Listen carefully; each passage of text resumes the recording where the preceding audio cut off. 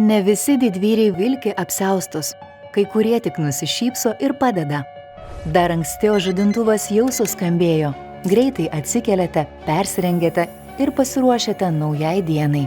Jūsų pagrindinis tikslas – sukurti vietą, kurioje visi jaustųsi saugus ir dieną, ir naktį. O kai dienos tampa sunkios ir užvaldo nuovargis, mintys apie tuos, kurie jūsų laukia, tampa tyliu priminimu, kodėl reikia nesustoti. Jūsų teikiama priežiūra yra itin svarbi. Ir jūsų pastangos nelieka nepastebėtos. Kasdienybė šurmulyje artimieji išlieka širdyje. Net jei jūs skiria 100 kilometrų.